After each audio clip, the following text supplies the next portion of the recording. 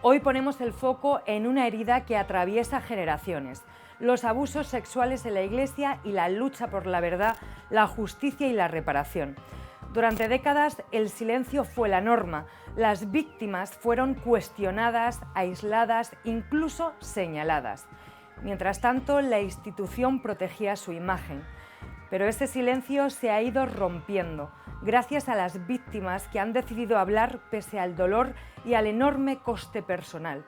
Gracias también al trabajo de periodistas que han investigado a fondo y a documentales que han puesto rostro a lo que durante años se quiso ocultar. Hoy no buscamos morbo ni escándalo, buscamos entender por qué ha sido posible, quién protegió a quién y qué significado tiene realmente la palabra reparación. Vamos al lío.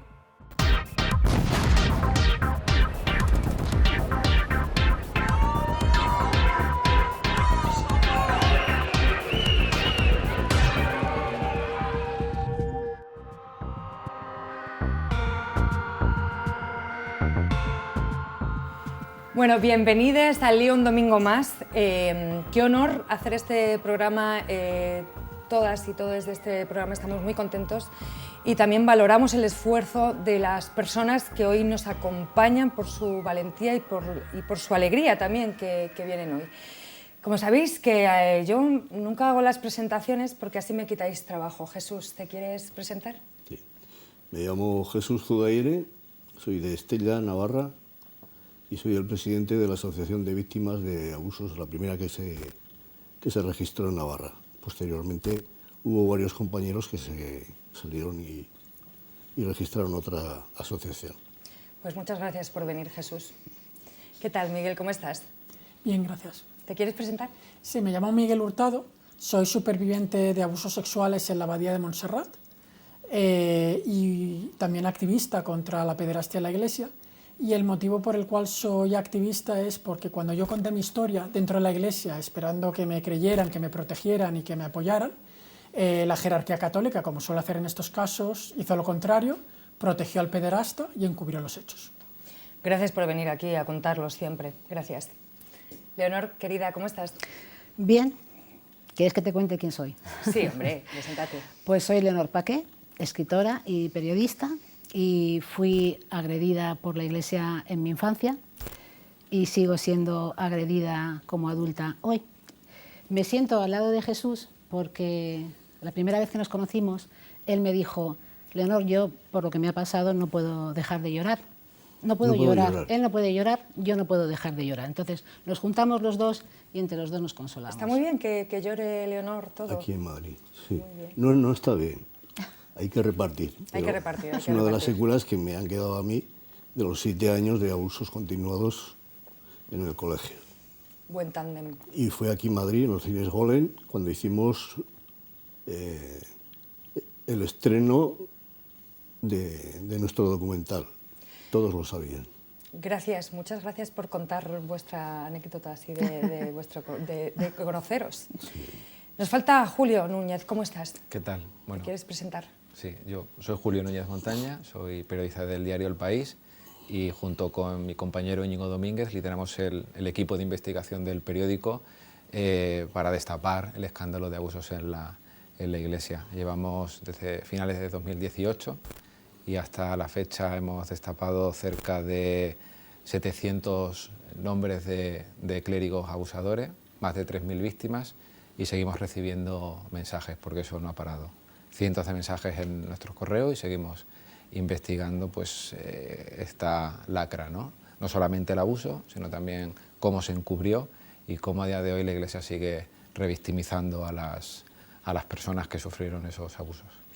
Gracias por venir a todos, a todes, porque, vamos, programa de calidad no solo en la imagen, sino en la calidad de invitados y invitadas que tenemos, que deberían de estar en prime time. Antes de comenzar, vamos a irnos un momentito con nuestra compañera fichaje estrella Cristina Moyano, para que nos dé un poquito un contexto y estos datos de los que nos hablaba Julio. Según el diario El País, la primera denuncia de abusos sexuales contra la infancia dentro de la Iglesia Católica fue en 1986, en Mijas, Málaga, y desde entonces ha habido un goteo de casos denunciados en toda España. Denuncias que se incrementaron de manera exponencial desde 2018 con la publicación de la exhaustiva investigación del País y tras la emisión en 2019 en Netflix del documental Examen de conciencia. Pero hubo que esperar hasta 2023 para tener las primeras cifras oficiales sobre el número de víctimas. El Defensor del Pueblo realizó una encuesta que desveló que un 1,13% de la población ha sufrido abusos en un entorno religioso, lo que supondría unas 450.000 víctimas en todo el país, y que un 0,6%, unas 240.000 personas, habían sido agredidas por curas o personas consagradas. Antes de esto, en 2021, la Iglesia española, que se ha caracterizado por encubrir, ocultar y negar estos casos, admitió por primera vez 220 casos de abusos a menores conocidos en los últimos 20 años. A día de hoy reconocen más de 1.000. En enero de 2026, el Gobierno y la Iglesia Católica alcanzaron un acuerdo para la reparación integral de las víctimas de abusos sexuales producidos en el seno de la Iglesia, para los casos en los que ya no es posible la vía judicial porque los hechos han prescrito o sus autores han fallecido. Solo me queda añadir que en la actualidad, y según los datos recopilados por El País, hay 1.571 curas acusados y 2.948 víctimas que han denunciado haber sufrido abusos. Y hasta aquí los datos liantes, yo os dejo con el debate. Chao. Impresionante los datos. Julio, quería empezar con Julio para preguntarle pues que después de toda la investigación que has hecho y de los años que llevas investigando y documentando más de 1.000 casos, de 1.000 acusados y casi 3.000 víctimas de esta investigación que has hecho desde El País, ¿crees que podemos seguir hablando de casos aislados o de un sistema que durante décadas, como decías, protegió a todos los agresores, ¿no? Sí, claro. Creo que desde hace unos años ya podemos hablar de que no son casos aislados. Según el vídeo de la compañera que anunciaba los datos, también hay que destacar que eso es la punta del iceberg. Estamos hablando de que la base de datos del País que ha mencionado son casos identificados de determinadas personas que hemos podido corroborar, que se han publicado en otros medios de comunicación o a través de sentencias. Hay cientos de personas que no han denunciado, que no han contado su caso o que nos han escrito, pero todavía su caso no ha sido publicado. Así también como las víctimas. En ese caso las víctimas son víctimas identificadas. Muchos de esos agresores, como en el caso de Jesús, hemos contabilizado con nombre y apellido a víctimas, pero los datos y el método del abuso nos invita a pensar de que esa persona abusó de otros cientos, con lo cual estamos hablando de la punta del iceberg. Y no solamente no podemos hablar de casos aislados, primero porque se da en toda la geografía española, segundo porque se da en todas las épocas y tercero porque no solamente ya hablando del porcentaje, sino para hablar de algo sistemático, no solamente es la agresión, el abuso, sino cómo se trató. Entonces, ese primer análisis hay que destacar que la Iglesia hasta el año 78 no se podía juzgar a un sacerdote, tenía sus propios tribunales, que aún lo sigue teniendo, y hay documentación que el País ha publicado, no solamente hablamos de relatos de víctimas o de gente de la Iglesia, documentación interna de la Iglesia que explicaban lo que tenían que hacer cuando un agresor abusaba, que era trasladarlo de sitio o taparlo. Y luego también ha sido metodológico porque tanto en órdenes como en obispados que no tenían relación así, entre sí hacían lo mismo, que cuando la víctima iba a denunciar lo tapaba, la maltrataba. Y eso ha sucedido desde que comenzaban los abusos, se habla en el vídeo de 1986, cuando hay la primera denuncia publicada en el CENDOG. Pero se sabe que a finales de 1800 ya había algunos casos, pruebas de traslados y demás. Esta gente lo que hacía pues era eso, trasladar, tapar y a las víctimas hasta el día de hoy maltratarla, taparla, amenazarla y dentro de sus propios tribunales no hacer nada, ¿no? La cosa ha ido cambiando, como hemos podido ver hasta el Defensor del Pueblo, pero ha sido, por un lado, a golpe de titular, por lo que se ha ido publicando y también por la valentía de las víctimas que lo han ido contando y lo contaban con pruebas y lo contaban con documentación, con cartas, con grabaciones, ¿no? Con lo cual el avance se ha producido, pues eso, a golpe de titular y a golpe de relato y de testimonio. Con lo cual, en resumen, no estamos hablando ya de un caso aislado, como decía la Conferencia Episcopal en 2018. Sino de todo un sistema, ¿no? Vosotras y vosotros os veis reconocidos en este sistema estructural, ¿no? de proteger a los agresores, y quería preguntaros si en vuestra experiencia personal ha sido exactamente igual, porque al final también habéis dedicado vuestra vida, ¿no? a a ser activistas y a investigar. No solo dais vuestro testimonio aquí como víctimas, sino como activistas e investigadores, que lo decías tú, Miguel, antes, ¿no? Sí, lo que pasa es que la Iglesia, la respuesta a la jerarquía católica y de parte de los fieles ha sido negar y minimizar el problema, y el discurso que siempre tenían era 4 manzanas podridas que no pueden oscurecer la gran labor que realiza Cáritas y que realizan los misioneros y que realiza tanta gente buena en la Iglesia, ¿no? Pero cuando estudias los casos concretos, lo que ves es que en muchísimos casos estamos hablando de depredadores sexuales. No es de un señor que haya abusado de un niño una vez y ya está, sino que abusa de un niño, de otro, y si puede abusar de tantos niños es porque la jerarquía católica le da el acceso a los menores, porque la Iglesia ha gestionado muchas instituciones que trabajan con niños, y además le garantiza la impunidad, porque cuando hay denuncias, en vez de cumplir su deber como ciudadanos y denunciarlo a la justicia civil, persuaden, amenazan, amedrentan al entorno, a las víctimas, a las familias, para que no denuncien y se gestione internamente. Por ejemplo, en mi caso, en la Abadía de Montserrat, el responsable de mis abusos, que era el responsable del grupo Scouts, cuando esto salió a la luz y hubo una investigación, la propia Iglesia reconoció que había sido un depredador sexual que había abusado al menos de 12 niños durante 30 años. Y no pasó un solo día en prisión. ¿Por qué? Porque cuando habían víctimas que denunciaban, se las silenciaba o se le trasladaba. Entonces, cuando hablas con víctimas, aunque no nos conozcamos de nada, ya sabemos lo que nos va a decir el otro, porque es la misma historia. Un patrón, ¿no? Leonor, ¿cómo te sientes tú aquí en este sistema, ¿no? Este patrón de cómo hace la Iglesia esto, cuando además, como en la sociedad, cómo se ha visto más a los niños abusados, ¿no?, que a las niñas abusadas? Sí, la verdad es que cuando yo empecé a trabajar con este tema, incluso yo me lo creí. Yo escuchaba siempre a los niños o a los adultos que hablaban de niños y yo dije, pues será verdad. Pero después hablando con compañeras y escuchando a los demás, te das cuenta que no. En este tema pasa como en toda la sociedad.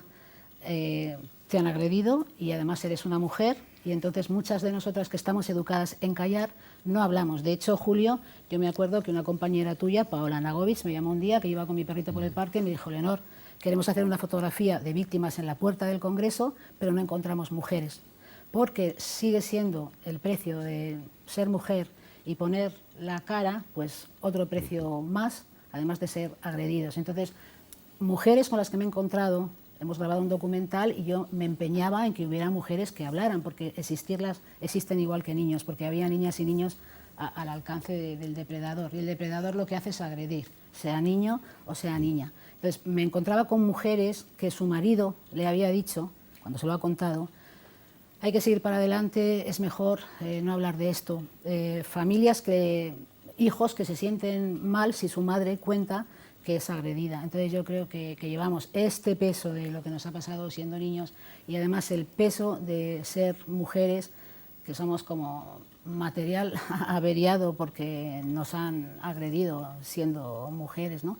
Entonces llevamos eso, es un poco de soledad también, ¿no? Porque yo no sé si lo sentís vosotros, pero cuando encontráis a compañeros se siente una fuerza, como la que sentimos tú y yo, ¿no? Y yo cuando he encontrado a mujeres, pues también siento esa fuerza, y cuando no las encuentro, siento esa soledad. ¿Dónde están las mujeres que griten? A mí también. Jesús, ¿te sientes reconocido en este sistema también? Sí, totalmente. Además, lo que decía Miguel, el tema de que son depredadores sexuales, yo concretamente era de Estella, a 40 kilómetros de Pamplona, Navarra, y estudié en un colegio diocesano de sacerdotes. Entré para cumplir 7 años, estuve hasta los 14. Y era el director, sacerdote, el que nos hacía a todos, primero en el aula, delante de 45 compañeros, porque por aquel entonces el ratio era de 45 alumnos por aula. Incluso se saltaba a profesores y sacerdotes que se estaban dando otras materias, les hacía salir y entraba él. hasta que construyeron la residencia para alumnos y entonces ya tenía el colegio, el aula, las duchas después del gimnasio, el vestuario, su despacho y el confesionario. De ahí ya luego pasó también a los alumnos internos, sobre todo a los niños de 7, 8, 9 años. Y ahí ya traspasó lo que no podía hacer en las aulas. Aún así, yo estuve 6 años y medio, siendo sodomizado con un dedo al final de la jarana. Y esto eran entre 4 y 6 días por semana, durante 7 años, de 7 a 14. Entonces es que eso te marca para toda la vida, quieras que no. Y cuando lo echaron los alumnos a los 14 años de estar allá, pues en una semana estaba en Pamplona, en el Instituto Irubide, dando clases, en una parroquia de párroco.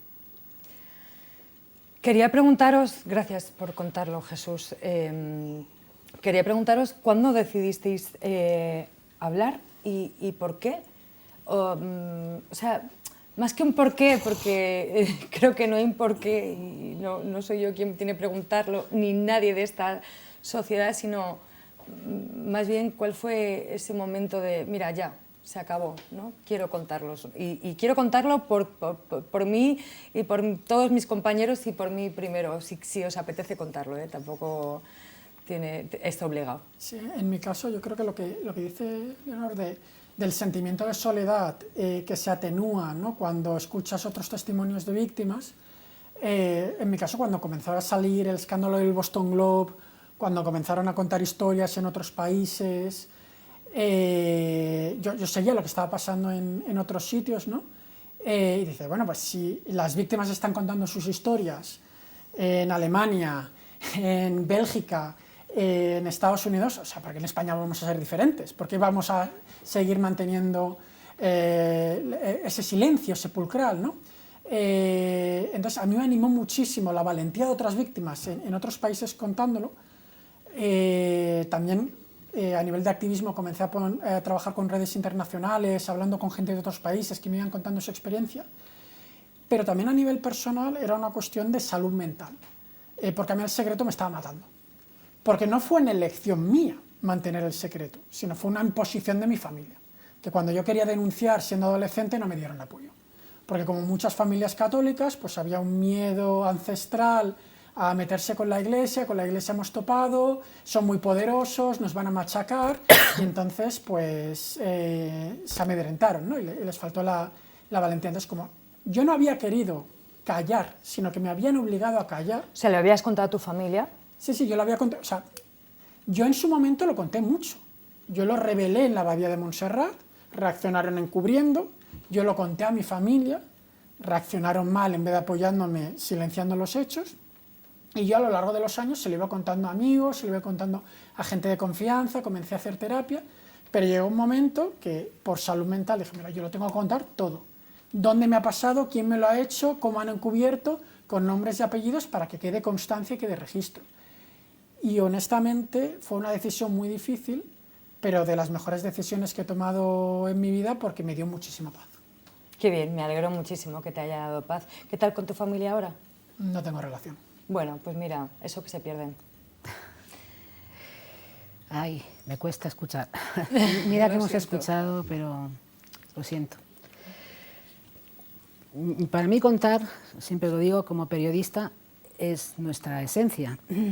Es una herramienta con la que te defiendes, ¿no? Con las palabras y contar. Es como mi fuerza. ¿Cómo que no voy a contar? ¿Por qué no tengo yo que contar? Que hay personas que no nos quieren hablar o dicen cosas atroces de nosotras y de nosotres, pues que lo digan, pero es que hay que contarlo. ¿Por qué tengo yo que callar algo que cuando me doy cuenta... Porque yo siempre sabía lo que me había pasado, pero claro, como nos han dicho que la violación es una cosa que te hacen por la noche, que te lo hace un desconocido con una navaja, que te corta aquí, sales sangrando y tal, Yo me costó identificarme como víctima, pensaba que eso era una agresión a una mujer. Entonces, primero te cuesta identificarte, pero sabes que han pasado cosas. Y entonces, llegado un momento, como escritora, dije, yo quiero contar esta historia, yo la voy a contar. Lo que ocurre cuando contamos, yo no sé si os pasa, es que tienes que volver a ese lugar, a ese pasillo, a esa habitación, a ese confesionario. Y es un destrozo que contar, la verdad, es que es como abrirse así en canal. Pero yo también, para mí, creo que contar es un arma, es una herramienta, hay que hacerlo.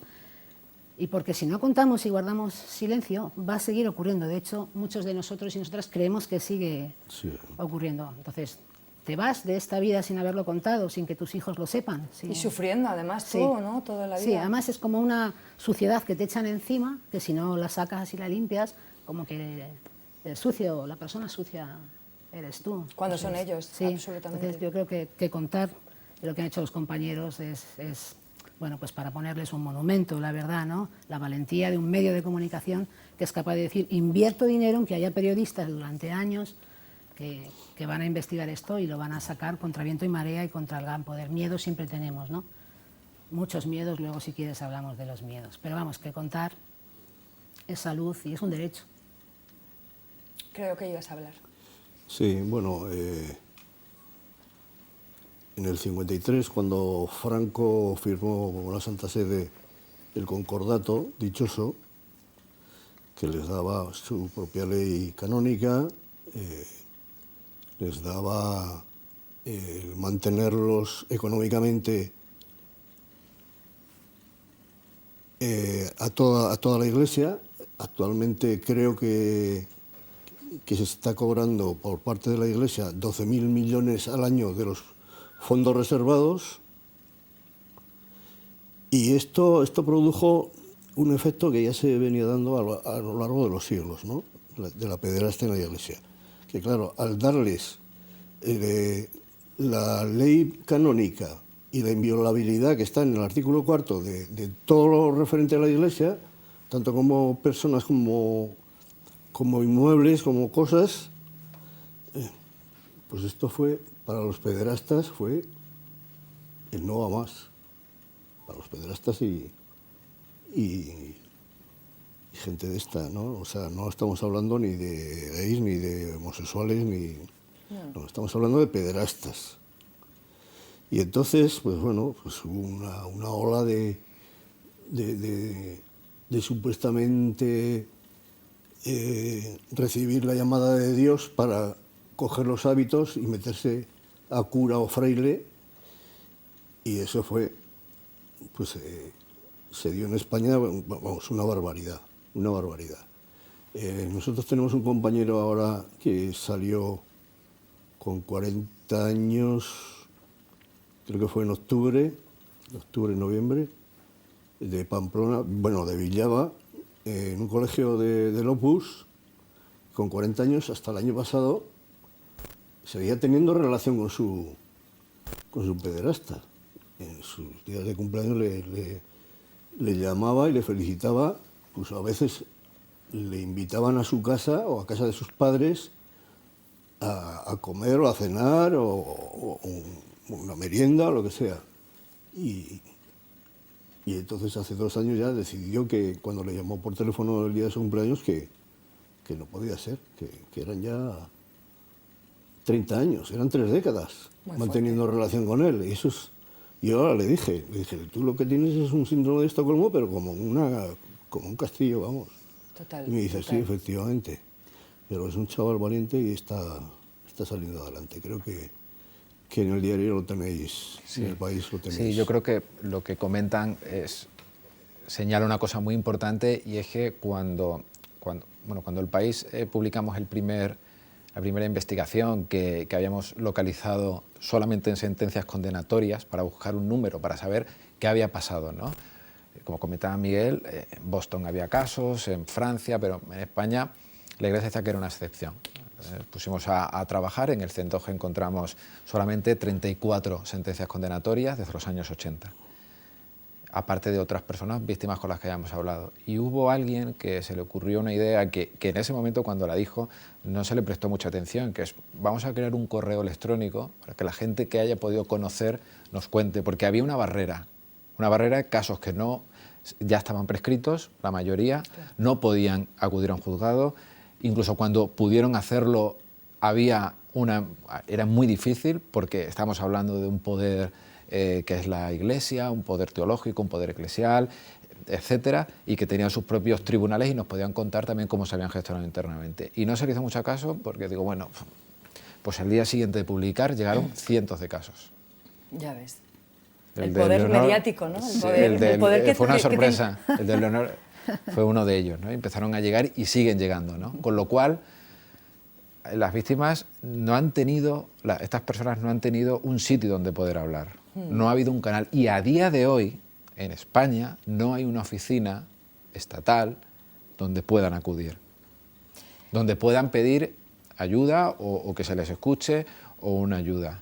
La Iglesia tiene las que tiene y se han comprobado que no funcionan. Las crearon, como he dicho antes, a golpe de titular. Hay algunas que van mejor ahora, que pueden abrirse y la cosa puede estar cambiando, pero de manera estatal no hay ninguna. O sea, eso también es una señal de que algo estaba pasando, ¿no? Y como periódico también eso fue muy duro enfrentarse.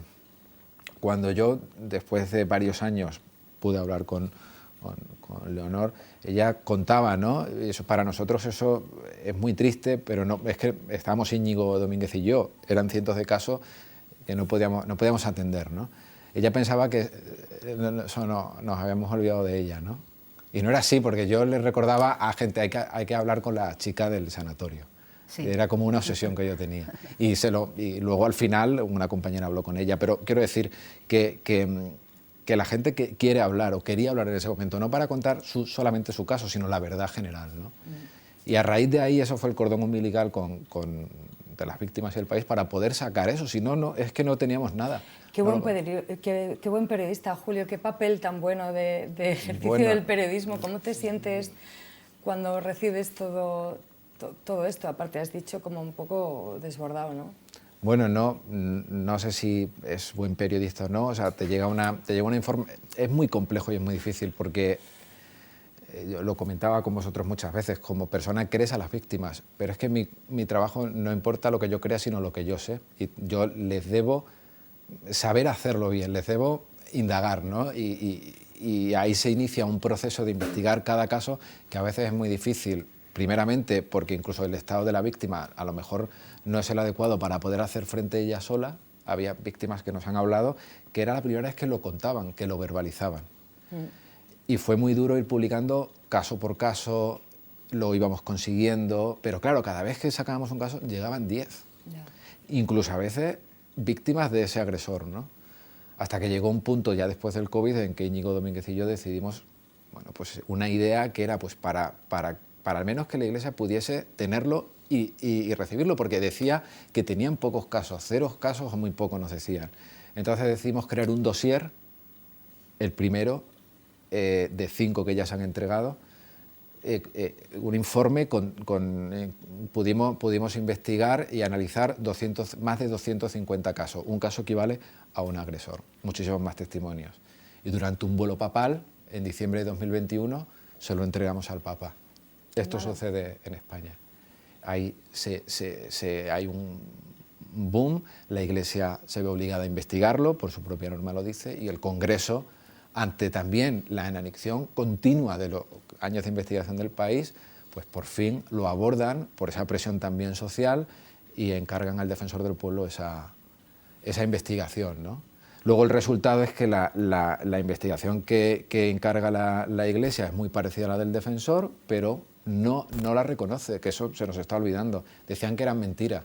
Crea su propio informe para dar luz, con lo cual el país descubre, por un lado, que ese caso no tenía o sea, era un copia y pega de informes de una persona que tenía infiltrada en su propia investigación, en el bufete de Cremades, y nos enteramos que por varias diócesis y órdenes que lo estaban haciendo mal, que esos datos que habían puesto eran falsos. Es decir, las propias diócesis habían enviado a la Conferencia Episcopal determinado número de casos, entre ellos, por ejemplo, el de Leonor, diciendo que era un caso veraz, que era real, y la Conferencia Episcopal, algunos no los incluye, y algunos dice que no son creíbles, ¿no?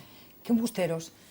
Te quería preguntar, Leonor, bueno, y a todos vosotros, como en el documental de Hermana Leonor, vemos que muchas veces alguien cuando denuncia pues sufre el rechazo de su propia comunidad, lo decía ahora mismo Miguel, Sí. y cómo se vive eso, ¿no? O sea, ¿qué consecuencias, a todos lo pregunto, ¿no? ¿Qué consecuencias ha tenido en vuestra vida decirlo públicamente, ¿no?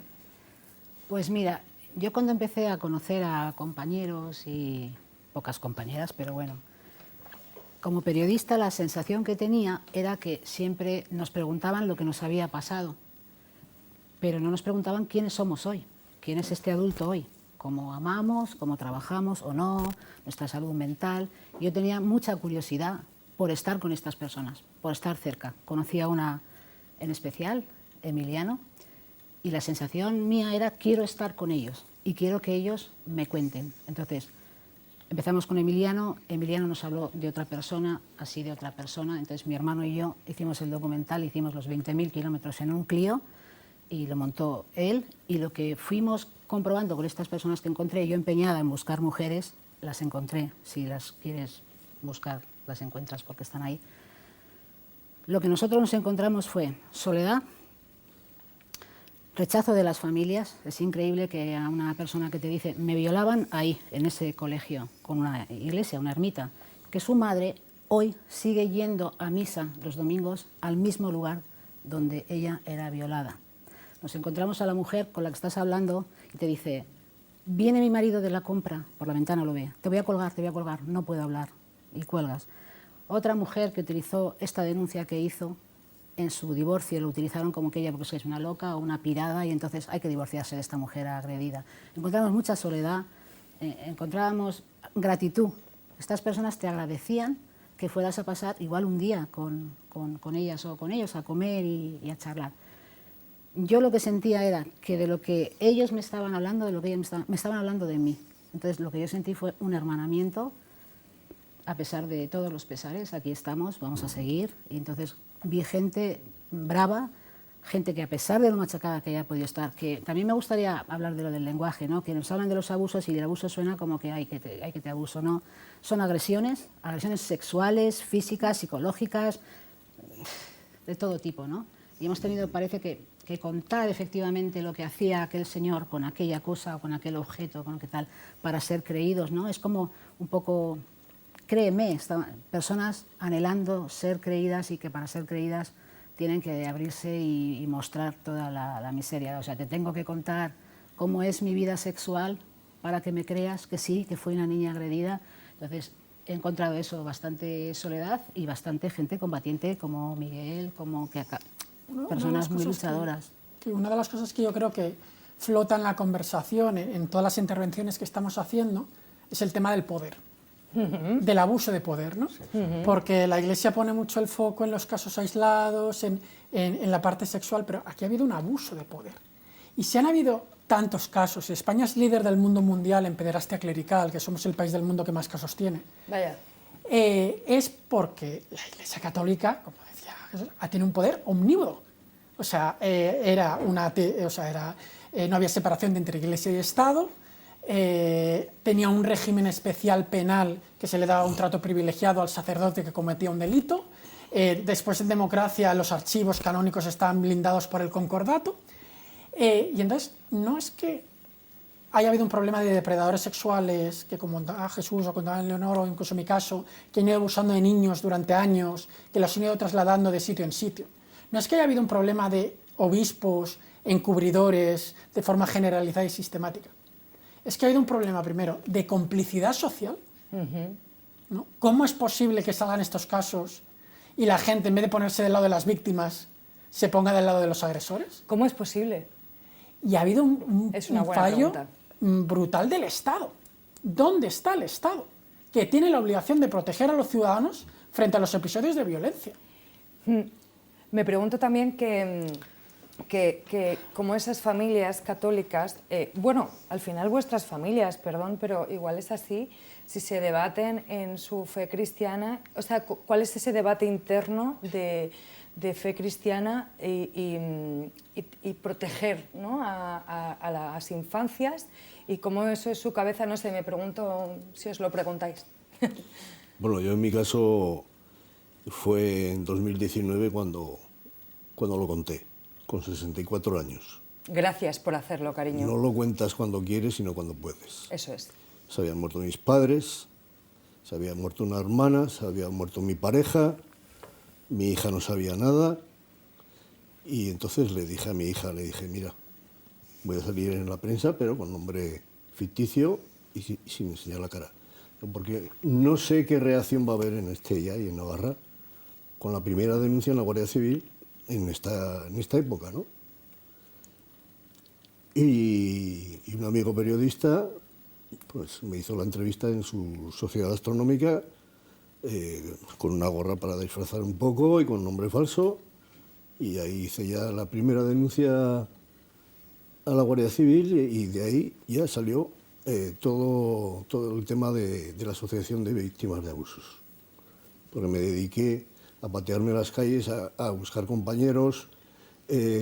Escuché en la radio el famoso caso de José Luis Pérez Muñoz, que leyó la carta de su hermano que se suicidó, de que habían estado en el colegio los reparadores de Puente de la Reina, y eso, que como llevaba tiempo ya en tratamiento psicológico con una muy buena psicóloga que tuve, se lo conté y me dijo, mira, ahora sería el momento perfecto para que lo dieses a conocer, y de esta manera yo creo que te servirá como terapia sanadora.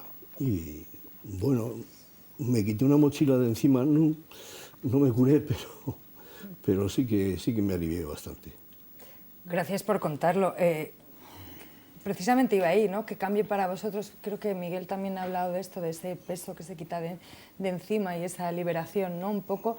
Quería preguntaros precisamente eso, ¿no? ¿Qué cambió para vosotros cuando decidisteis hablar después de tantos años? Y también cómo os sentís al ver el valor de vuestro testimonio que hace que otras personas también puedan hablar. Bueno, no sé vosotros, pero al hablar pierdes cosas por el camino, pierdes gente querida, pierdes relaciones de hace mucho tiempo, o sea, se pierden muchas cosas, la verdad. Y conforme a lo que estabas diciendo, Miguel, es verdad, porque lo del defensor del pueblo, diciendo que efectivamente éramos los campeones del mundo en pederastia, qué gran campeonato hemos ganado. Eso fue en el 2023, instó a los poderes públicos a que hicieran algo. Bueno, se ha firmado un acuerdo en diciembre, nos dijeron en un mes habrá un protocolo para que las víctimas podamos acudir y decir, no, ha pasado ya cuántos, 2. La sensación nuestra, por lo menos la mía, voy a hablar por mí, y recordando a una muy buena querida compañera también agredida, yo de la Iglesia no espero nada, espero zancadillas, una tras otra, incluso del acuerdo y después del acuerdo. De la Iglesia no espero nada y de los poderes, bueno, pues estamos expectantes porque necesitamos agarrarnos a algo.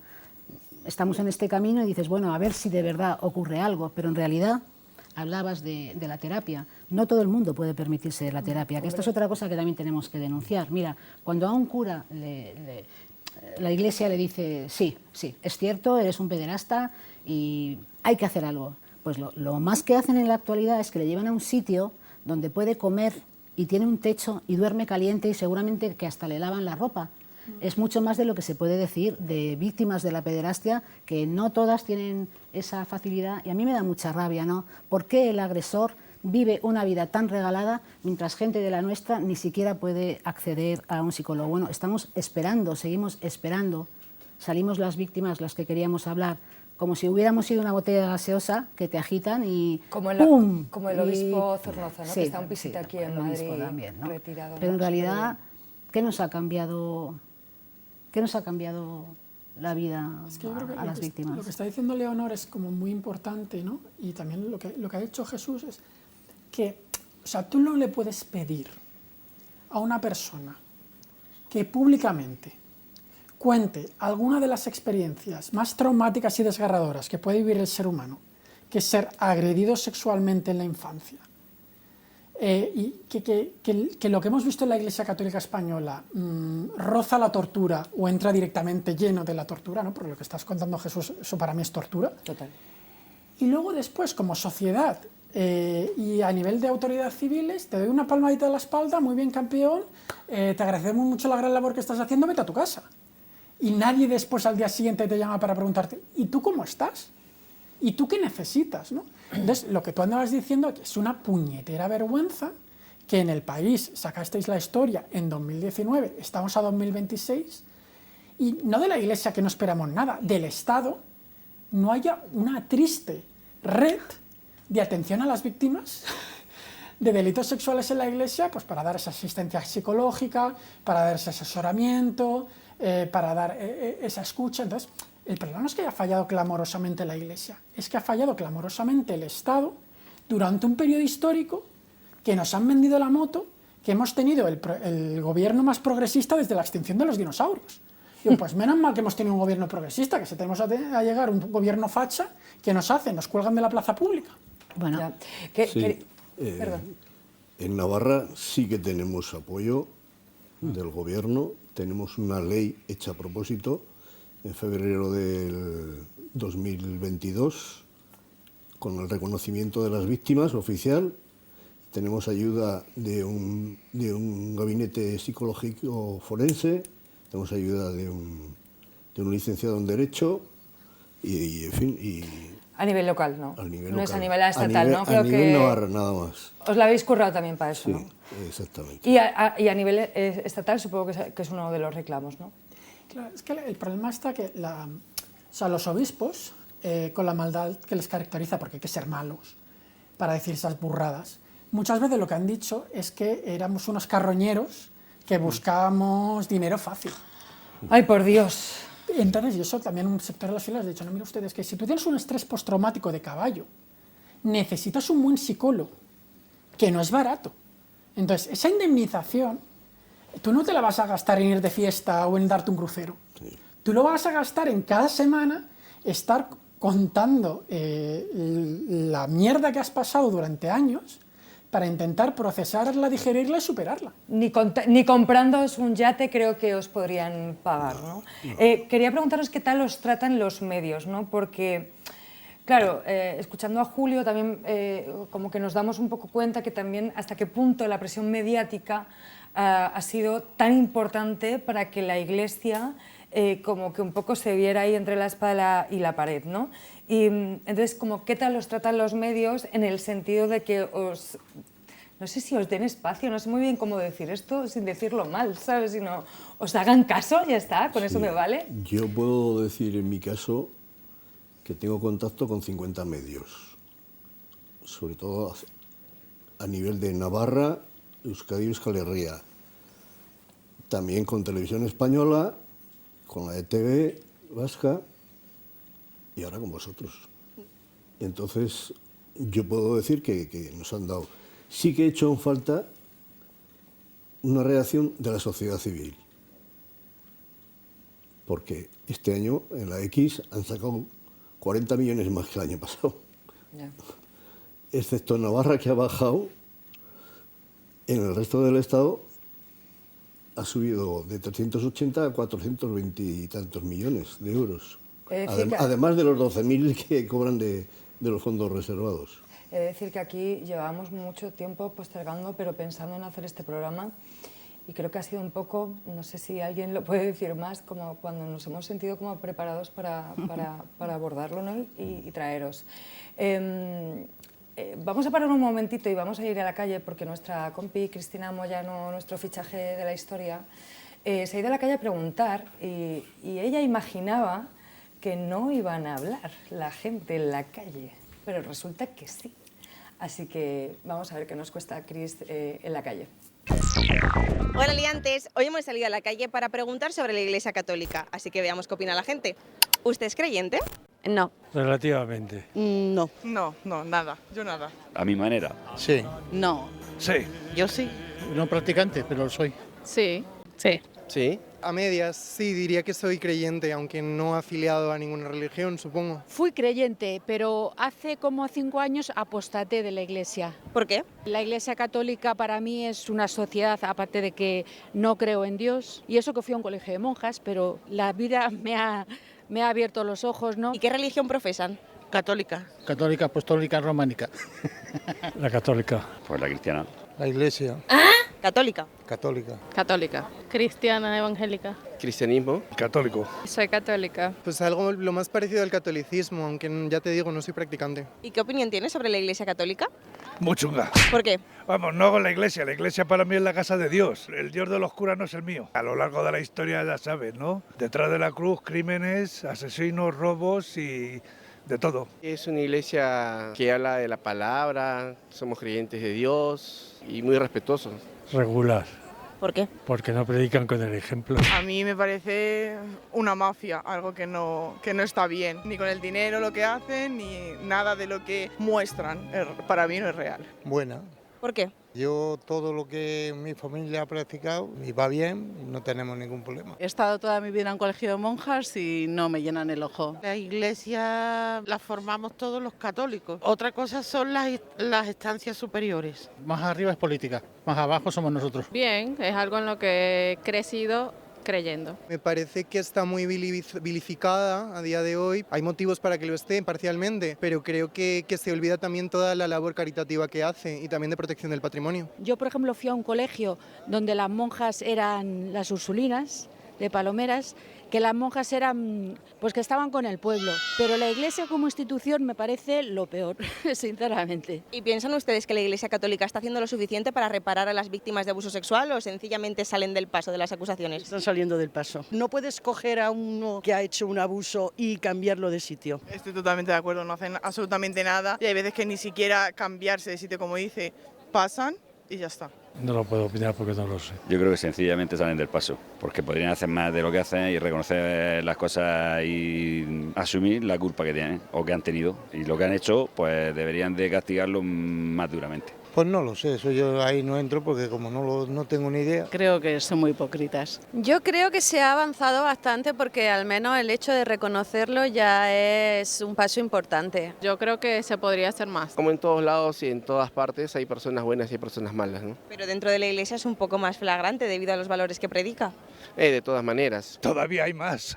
¿Sabes lo que le quiero decir? O sea, es una vergüenza. Puede que sí lo haga, pero no en todos los lugares del mundo. Sale del paso, o sea, se cubre totalmente muchísimas veces, no asume la responsabilidad y está bastante blindada y eso es una vergüenza. No sé de ningún cura que haya ido a la cárcel por los abusos, ni muchísimo menos.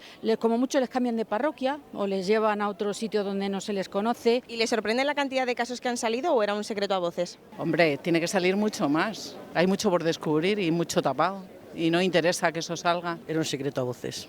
Yo creo que eso siempre ha existido. Lo que pasa es que el país ha cambiado. Hay más libertad de expresión, la gente antes tenía más miedo de hablar. Sorprenderme ya que ya no nos sorprendemos de nada. Eso del celibato me parece a mí que es ponerle puertas al campo. Creo que eso es gran parte del problema. Para mí era un secreto a voces, ¿no? Bueno, siempre ha existido, ¿no? Desde que Constantino legalizó el cristianismo, ahí está el abuso. Bueno, es que la Iglesia lo presenta como casos aislados. No son casos aislados, son casos continuos. Secreto a voces, porque muchas veces tú hablas con personas de a lo mejor que tienen ya 60 años, que han estudiado en órdenes religiosas y muchas veces te cuentan que era muy normal pues los abusos sexuales, los tocamientos más que nada, entonces creo que nadie se extraña.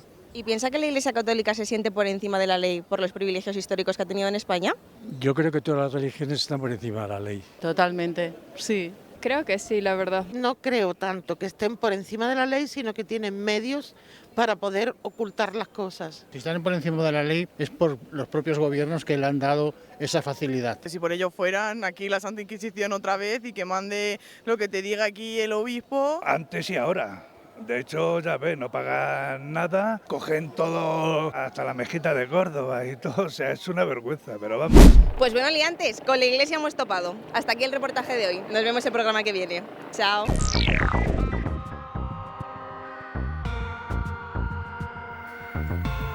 Bueno, la gente creo que lo sabe en la calle. A ver, ¿qué tal habéis visto a la gente? ¿Quién quiere hablar primero? Julio. Sí, bueno, se ve que al menos la gente ya habla un poco o ha leído, se ha enterado del problema. Yo creo que el problema es más profundo, yo creo que requiere un análisis que es más complejo, ¿no? Y es también que la Iglesia está avanzando, como hemos dicho, a golpe de titular, y el pequeño reducto que hay, hablo de la conferencia episcopal, porque es la jerarquía, ¿no? La gente hemos visto que habla de que cree, de que es creyente, pero esa gente que sale en la tele, que suele ser la conferencia episcopal, pues hablaban de esa mafia, ese poder, ¿no?, que le han dado los gobiernos. Yo creo que dentro hay un reducto y que yo creo que no nos podemos olvidar de ellos, que es una parte de la Iglesia que lucha porque la verdad salga, ¿no?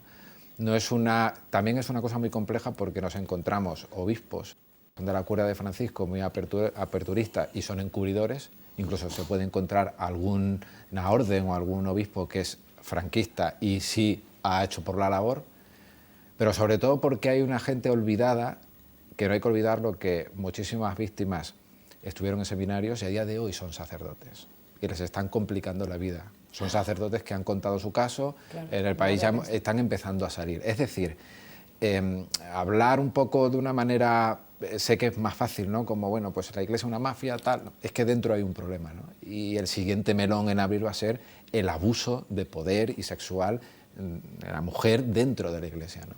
Entonces, claro, hay una situación, yo creo que hay muy compleja, que tiene que seguir saliendo, porque el problema, y yo creo que tanto la Iglesia, y yo creo que también el gobierno lo hace, lo trata como un problema del pasado, y no, es un problema del presente, porque la gente sigue viva, porque el dolor sigue presente, porque se necesitan tomar medidas, pues, de investigación. Hablaban antes de los archivos.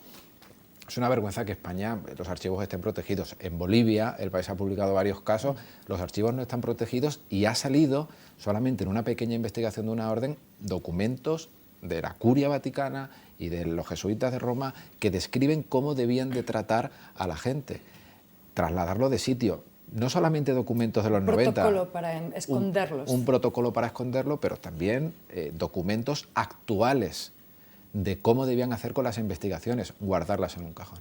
Entonces yo creo que había una persona que lo decía muy bien, y es que la Iglesia es como la comunidad de creyentes y luego está la jerarquía, ¿no? Entonces yo creo que una de las cosas que hay que hacer es seguir insistiendo para que la gente que también está afectada de dentro de la Iglesia pues tenga una especie de voz. Y luego también, es cierto, siempre se habla que hay que poner en valor que, y es verdad, está cambiando la cosa, que hay obispos que están dando la cara, que están luchando desde dentro.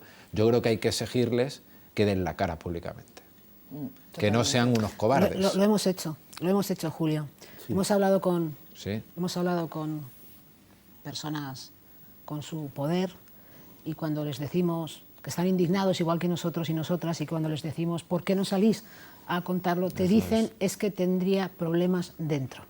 O sea, ellos mismos lo saben y tienen problemas con sus grupos de... Ellos lo han dicho así. Pero es muy lamentable porque hay víctimas que hablan, claro, y tienen problemas con su familia. Sí. Ya. ¿Qué problema va a tener un obispo? Que otro el de otra diócesis no le hable. O que le echen. Porque el Evangelio lo dice muy claro. Si hay un pederasta, que se ate una cuerda de molino y que se tire al mar. Entonces, ambigüedades no. Porque es vivir en la mentira. Hace poco el País publicó que el Papa, y esto es verdad porque hay fuentes fiables que nos lo han dicho, muchas fuentes fiables, a la conferencia episcopal el Papa le dijo que le preocupaban dos cosas, entre otras, los abusos sexuales y la ultraderecha. Y esto llega a la conferencia episcopal, se publica, y la conferencia episcopal, con el miedo que le caracteriza, intenta publicar una nota de prensa que no desmiente nada, pero tiene el miedo de que determinados partidos políticos le hagan la vida imposible y demás. Y esos obispos que estaban ahí y que de una manera a puertas de dentro nos dicen que están contra la ultraderecha, no salieron a hablar. No salen, no. Y con el tema de los abusos, que estoy con vosotros, no. Si quieres estar con nosotros tienes que salir y tienes que decir que es una vergüenza.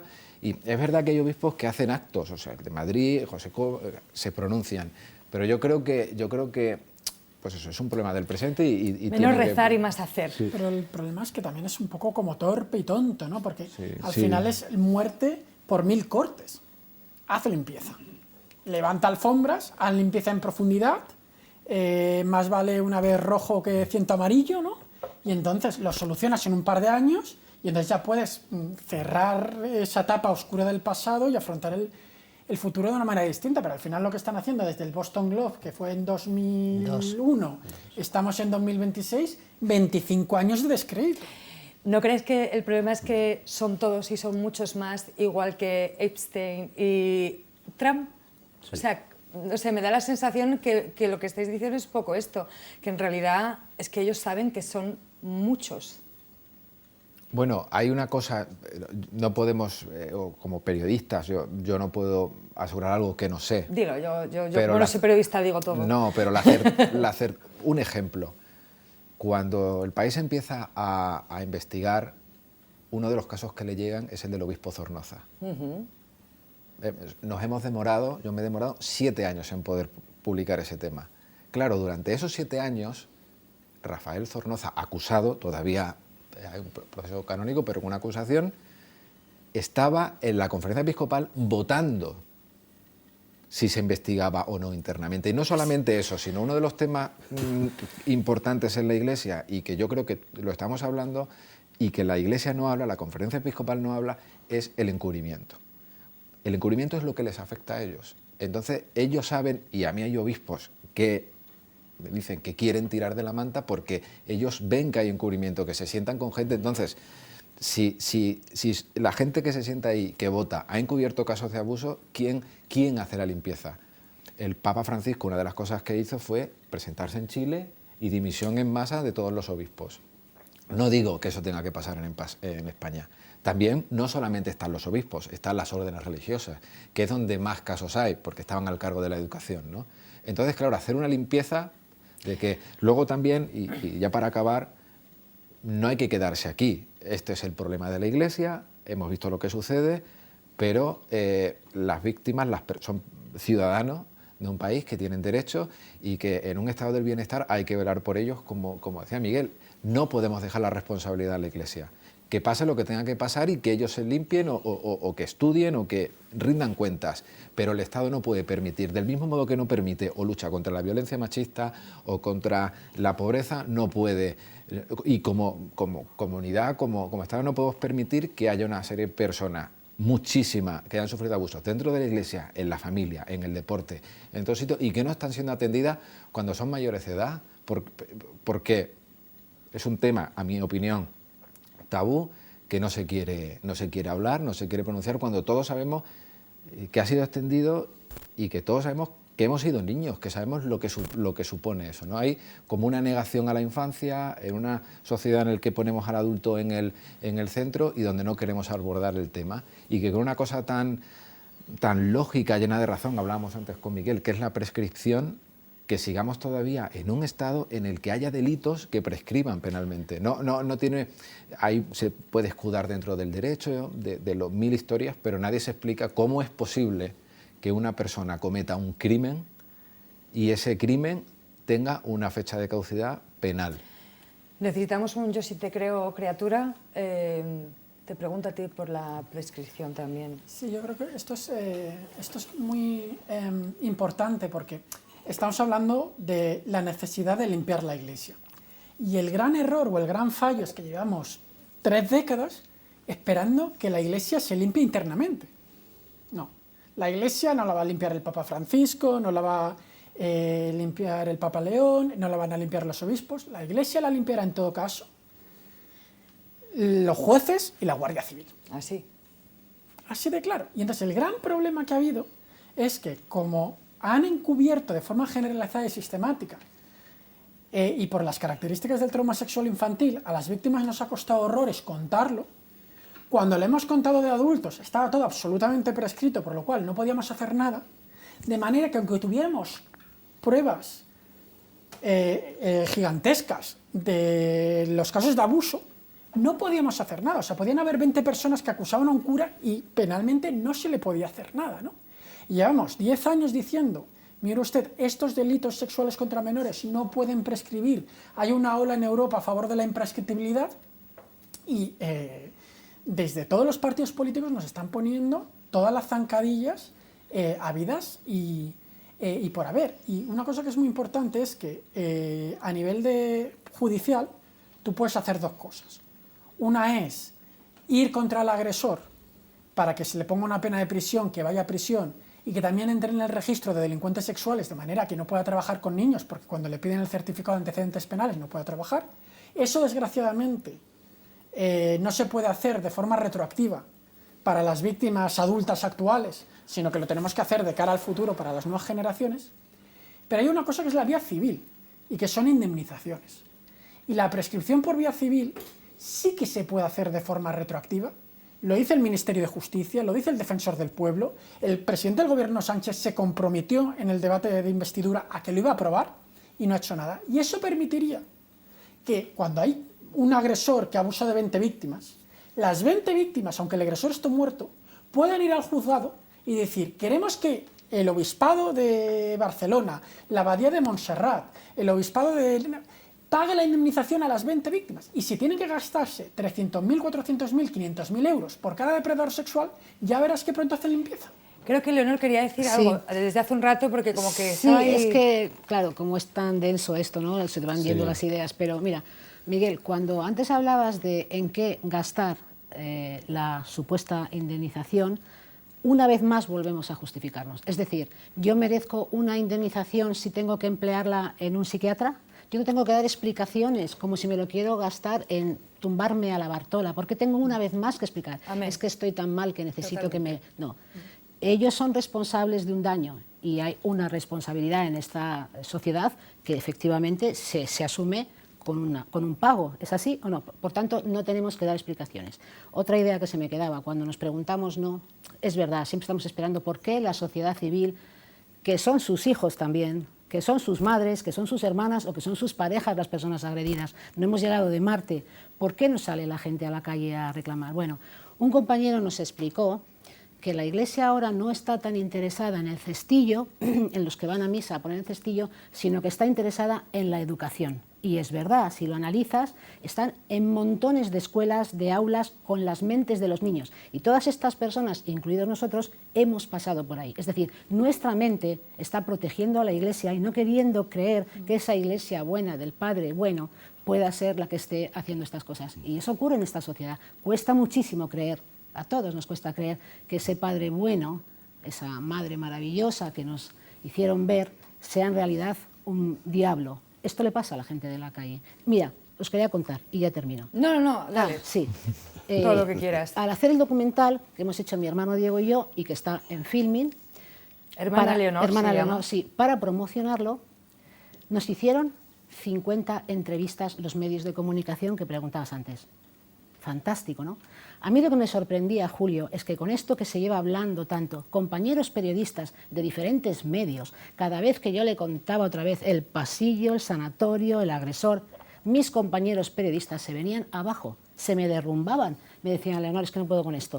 O sea, gente acostumbrada a escuchar muchas cosas. Y decía: pero compañeros, es que esto tú no lo sabes. Ellos son un ejemplo de la sociedad. No sé por qué no acaban de entenderlo o de creer o de captar que es un mal general, no es solamente de Leonor, no es solamente de Miguel, no es solamente de Jesús, es social. Está toda nuestra familia, nuestros amigos, nuestras relaciones laborales, es un mal endémico, o sea, es un problema general. Esto quería decir. No puedes seguir hablando, Jesús.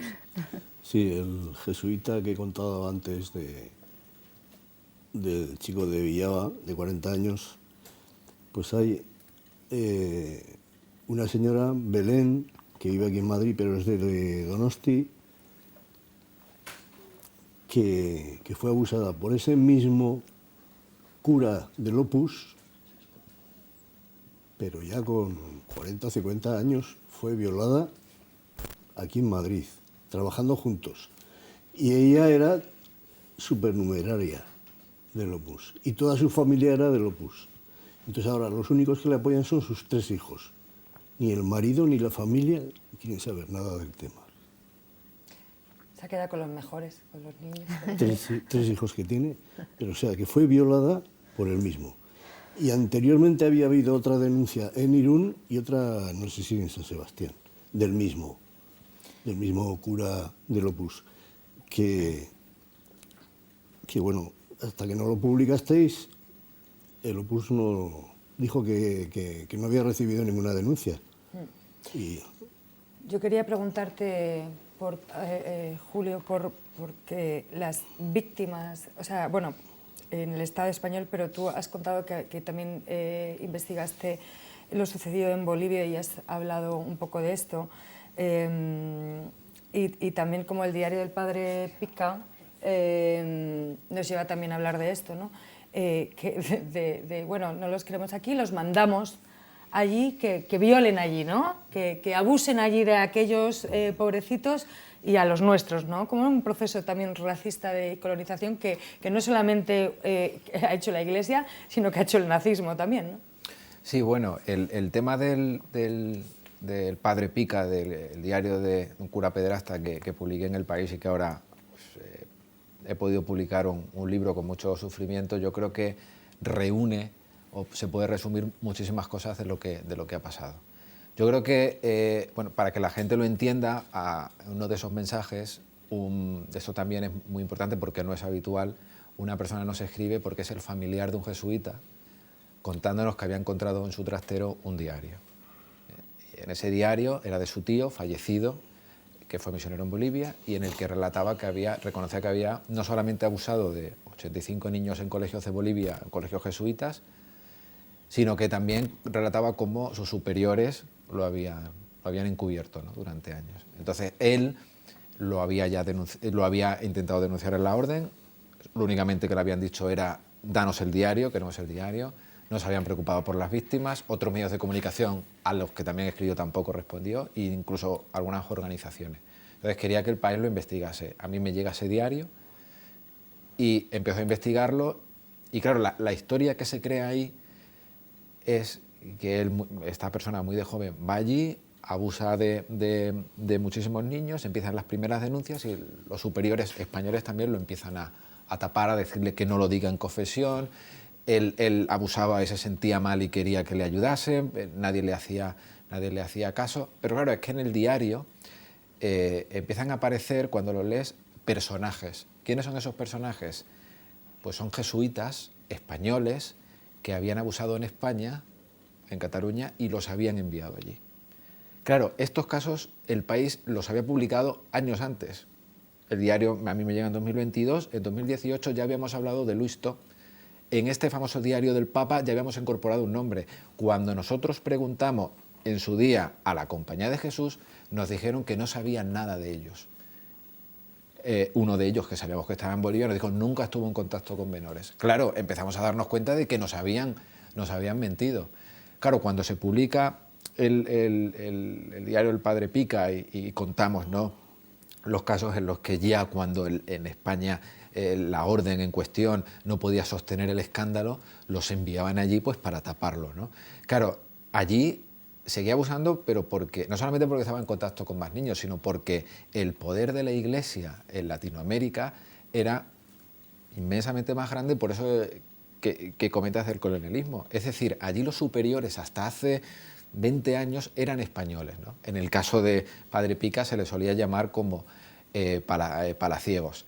Cuando El País publica eso ahí, se monta un terremoto mediático, la Fiscalía empieza a investigar, la policía saca todo el contenido de los archivos, a mí me llegan y claro, ahí empiezan a aparecer una veintena más de casos y empiezan a aparecer casos de traslados. Empiezan a aparecer un papel en el que desde Roma decían si hay un escándalo, taparlo, porque esto puede costar mucho dinero y puede afectar al prestigio. Pero es que no solamente eso, sino que empezamos a ver los correos electrónicos que Íñigo Domínguez y yo mandábamos a los jesuitas de España, cómo se intercambiaban, y en Bolivia le decía, Luisto, cartas incluso entre ellos, no te podemos mover aquí porque hay niños hasta en la sopa, hay que tener cuidado, tal cual, no sé qué.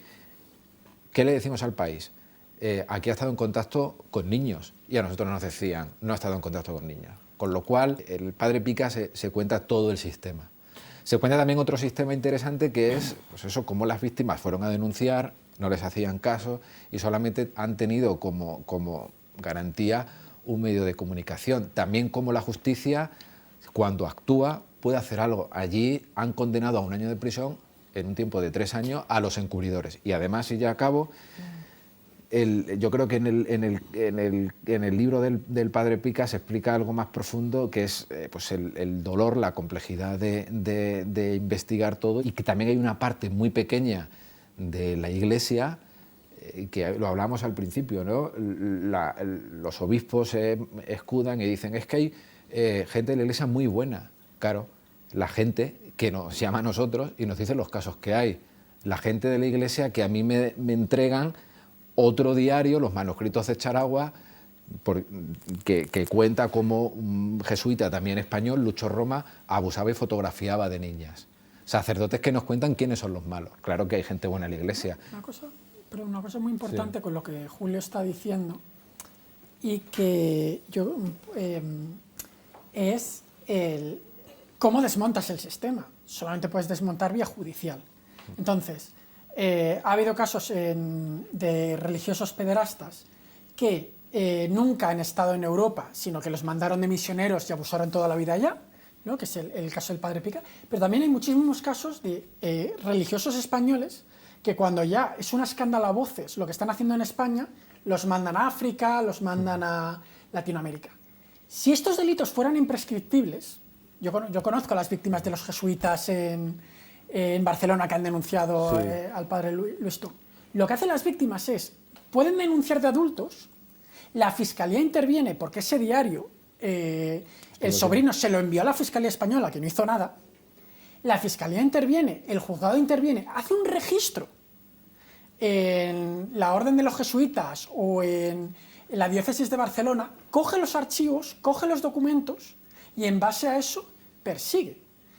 Si no lo puedes hacer por la vía penal, lo haces por la vía civil, que las 20 víctimas que han sido abusadas por el padre Tole meten una denuncia en los tribunales a la Orden Religiosa de los Jesuitas, piden como pruebas que los jesuitas entreguen los archivos y esos documentos son públicos. Entonces, como en España los archivos canónicos están blindados por el concordato, la única manera de tener acceso a los archivos es aprobando imprescriptibilidad penal y imprescriptibilidad civil, a menos que se reforme el concordato. Entonces hay que acabar con el concordato, degollarlos a todos, o sea, explícamelo, porque no lo entiendo. Es que no se puede. ¿No se puede degollarlos?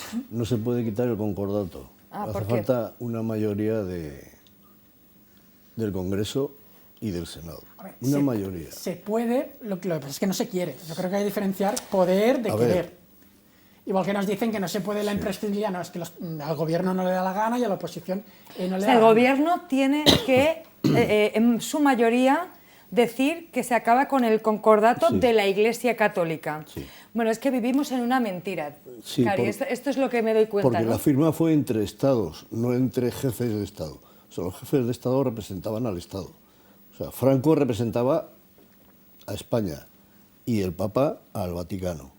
Entonces, si hubiese sido entre jefes de Estado, sería más fácil. ¿Quién nos representa a nosotros? O sea, ahora, es que es un ¿Quién poco... nos representa? ¿Quién nos representa a nosotros? Es un poco yo creo que complicado, ¿eh? O sea, no es tan sencillo como parece. Hay una serie de facilidades. Yo creo que a lo que te referías con degollar era una cosa metafórica. Pero no, a ver, me parece sí, no soy bruta. Me parece que dentro de todo esto la hipocresía de la política aparece una vez más, porque una de las cosas que defiende el Partido Socialista cuando está en la oposición es suprimir o reformular los acuerdos con el Vaticano. Por ejemplo, en Bolivia esto fue posible porque también hay unos acuerdos, pero no está la inviolabilidad de los archivos, ¿no? Entonces yo creo que se puede hacer, sobre todo que es una cosa entendible que esos archivos, conociendo a día de hoy lo que hay dentro, no solamente en estos temas, pues podemos hablar de temas como puede ser casos de corrupción, podemos hablar de casos de abusos a la mujer, ¿no? Otro tipo de cosas. Yo creo que es necesario también como un síntoma de salud democrática, ¿no? No es posible que esto siga pasando, ¿no? Yo quería preguntaros, entonces, ¿cuál es el castigo para los responsables? Yo lo de degollar lo decía un poco porque soy bastante bruta, pero ¿cuál es el castigo para los responsables, o sea, para los pederastas? Cuando es un caso tan sonado que decía ¿no? que los mandan a África o los mandan cuando ya no pueden evitar que se los nombre, Pero, ¿dónde están? Si lo degüellas, deja de sufrir. Ah, mira, gracias. Entonces, Más hay que, brujito que yo, alargar, ¿eh? hay que darles el sufrimiento y alargarlo lo más posible. Sobre todo en las cárceles, a los pederastas les dan, pero bien. No, pero luego Se los echan de novias, de sirvientas y de lo que haga falta. Pero luego también lo que pasa con esto es que, a ver, yo creo que hay veces que dentro de los agresores sexuales hay distintos tipos.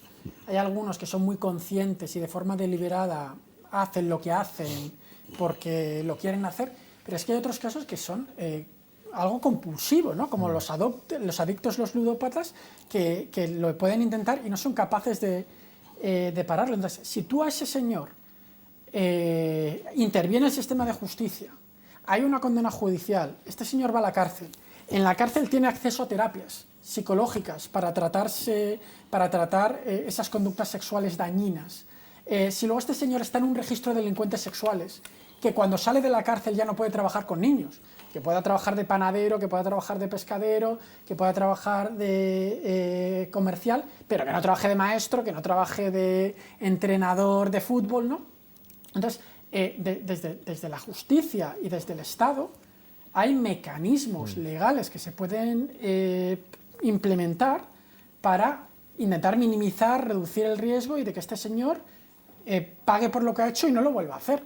Cuando tú dejas a instituciones que lo gestionen internamente, que traten los delitos como pecados, pues al final lo que tienes es una catástrofe humanitaria y una vulneración sistemática de derechos humanos. El Estado tiene que actuar.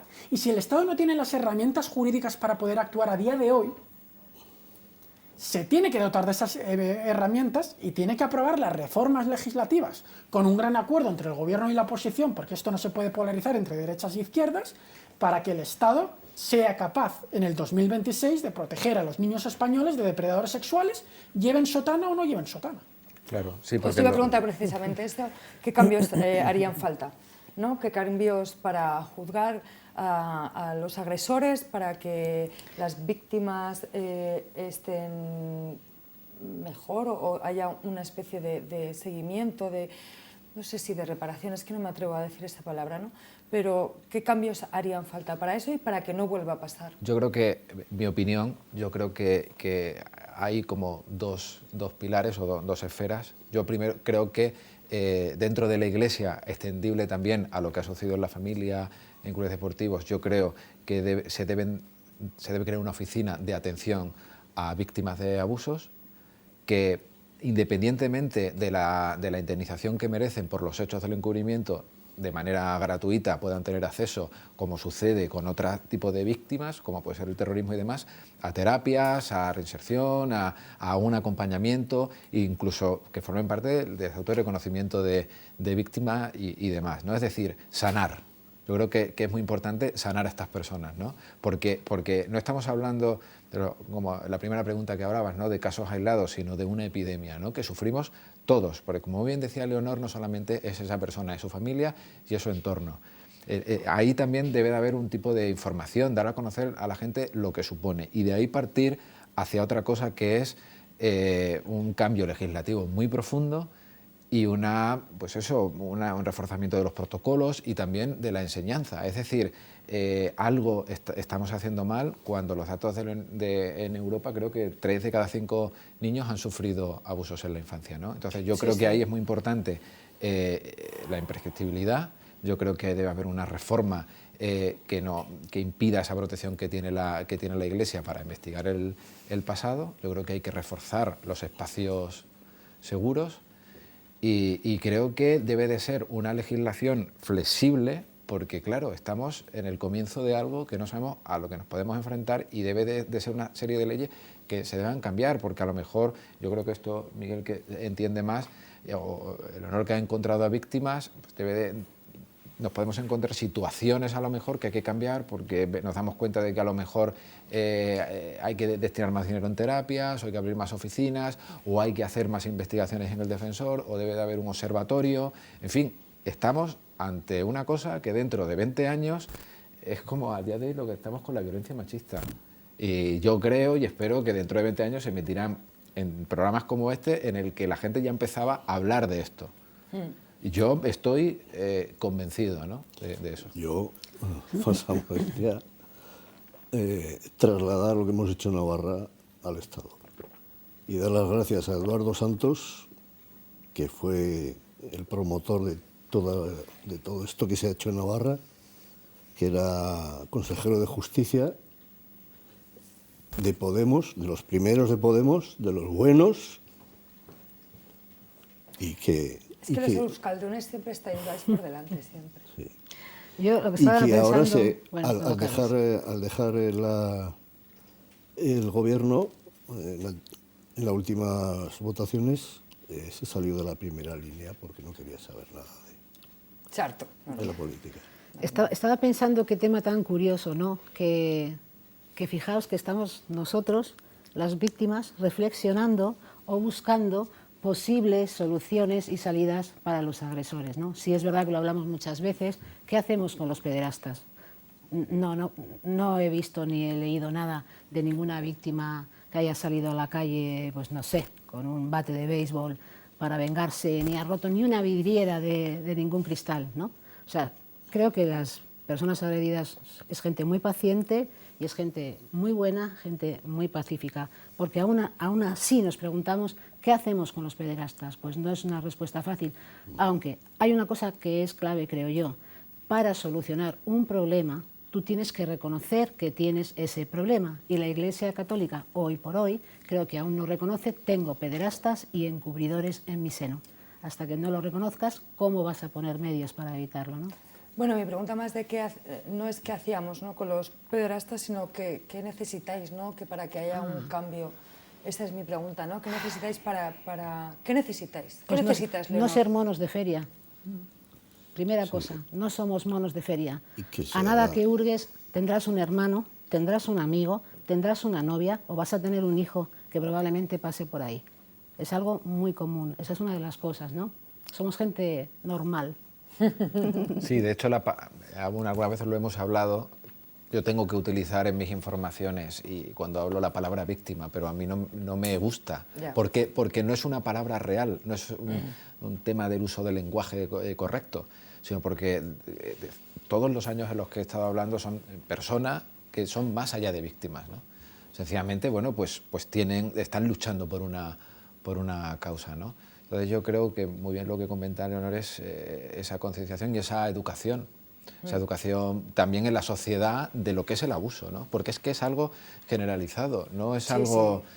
Sí. Y también que en un futuro, pues, los políticos, yo creo que se necesita, hay excepciones como Navarra, pero porque ha habido una preocupación de un político que ha querido conocer y ha querido hablar con víctimas. Porque una de las cosas que yo creo que todos estamos de acuerdo, que hay una gran diferencia cuando te topas con alguien que ha hablado con víctimas y con las que no ha hablado, y te das cuenta que dentro de la conferencia episcopal no han hablado con víctimas, y no me refiero a Omeya se ha reunido con víctimas, sino que ha entendido y ha hablado con estas personas. No ha escuchado.